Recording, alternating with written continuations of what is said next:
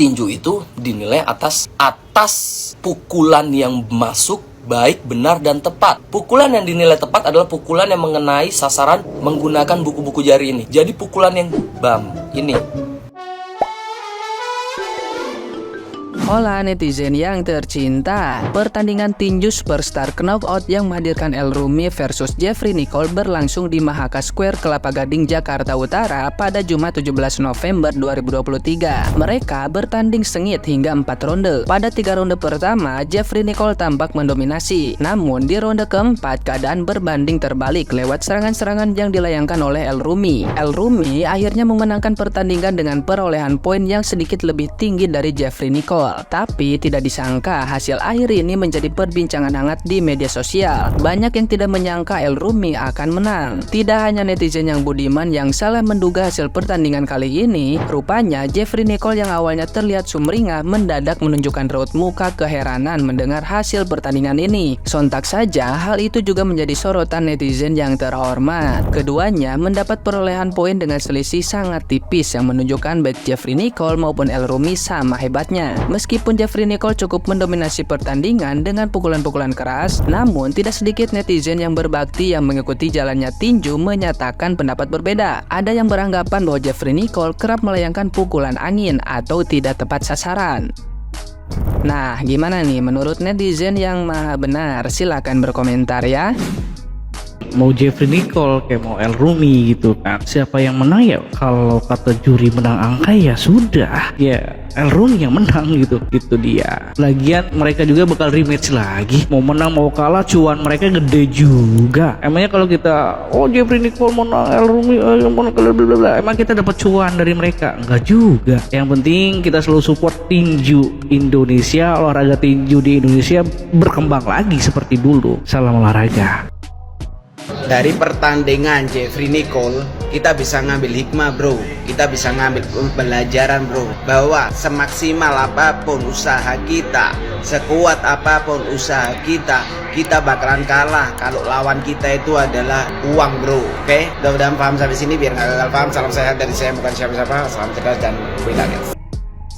Bahkan Mike Tyson, Chris John yang menjelaskan kalau L itu menang, ya fans fanatik tidak akan terima karena orang-orang fanatik itu banyak di Indonesia. Bahkan Daud Jordan sekalipun yang menjelaskan kalau L menang, ya orang-orang seperti ini nggak bakal terima karena orang-orang yang batu, yang keras kepala seperti ini banyak di negara kita. Tidak semua, tapi banyak.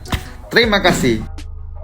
Serius, Jeffrey Nicole dan El Rumi bakalan ngadain rematch. Karena mungkin dari pertandingan tinju yang pertama itu dianggap nggak fair sama fans-fansnya Jeffrey Nicole, dan dianggap nggak fair juga sama Jeffrey Nicole. Mungkin nggak sih? Gimana menurut kalian? Ini harus di rematch? Apa ya udahlah, udah fix menang El Rumi. Karena banyak banget netizen yang nganggap ini tuh sogokan, walaupun sebenarnya belum tentu bener. Oke, kita kalau lihat fakta di ronde 1 dan 3 Jeffrey Nicole unggul ya, tapi di ronde 4 kalian lihat nggak Jeffrey Nicole udah mulai lemes. Nah di sini mungkin poin L lebih unggul, apalagi pukulan-pukulan L tuh masuk semua. Kalau ngelihat Jeffrey Nicole kan kuat banget, tangguh banget ya. Maksudnya dia tuh kayak berasa tinju, kayak ya udah kayak lagi di pertarungan aja. Kalau L lebih ke teknik dan emosi. Menurut netizen setuju nggak di rematch? Tapi respect buat Bang Jeffrey dan Bang L, sukses terus Bang, mantap.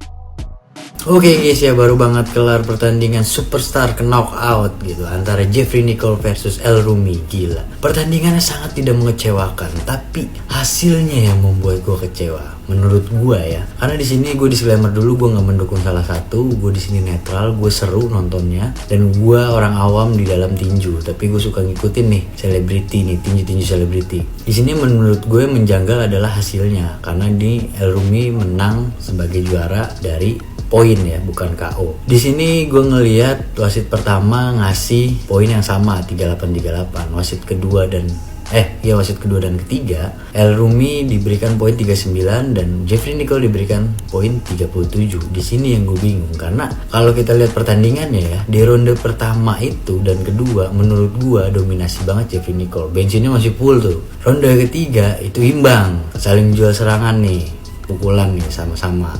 udah mulai lelah juga dua-duanya nih. Di keempat itu emang El Rumi lebih unggul, tapi gue kaget lihat hasilnya, kok bisa jomplang begitu ya gitu. Dan hasilnya itu dimenangkan oleh El Rumi. Ya gue selamat dulu buat El Rumi sebelumnya karena udah menjadi champion di malam ini. Tapi mungkin di TikTok ini ada petinju profesional atau promotor atau wasit tinju yang bisa menjelaskan kenapa poinnya bisa unggul El Rumi gitu. Dan menurut kalian tuh siapa sih yang menang harusnya?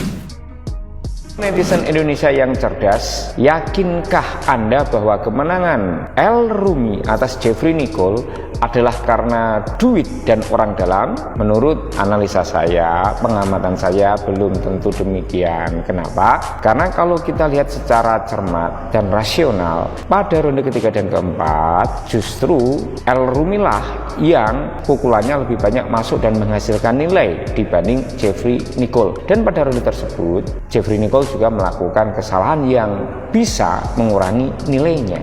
Maka kita sebagai netizen jangan menanggapi kekalahan Jeffrey Nicole ini secara emosional belaka, karena itu justru nanti akan menimbulkan fitnah, akan menimbulkan hoax, seakan-akan kekalahan Jeffrey Nicole ini karena dia bukan orang dalam dan karena dia kalah duit. Bukan begitu.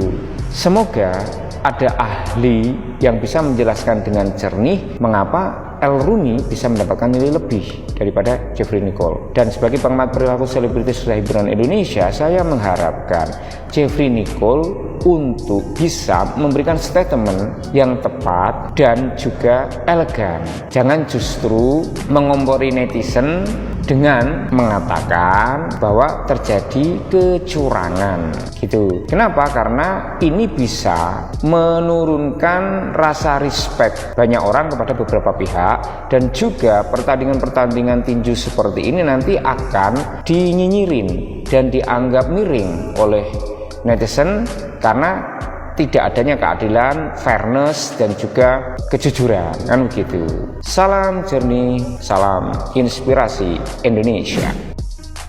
Jadi begini brother, gue kalau orang awam yang ngomong, kalau orang awam bener yang ngomong, gue masih kayak legowo. Udahlah, emang mereka nggak ngerti, kita harus kasih edukasi.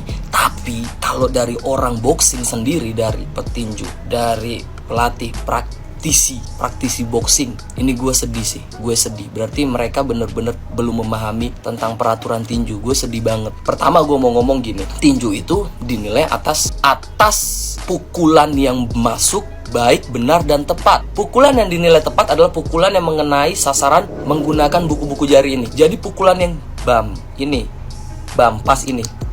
Sedangkan lu lihat mulai ronde 1 sampai ronde 4, pukulan Jeffrey Nicole semua open glove. Dan ini tidak dibolehkan. Pukulan berenang tidak dibenarkan dalam tinju.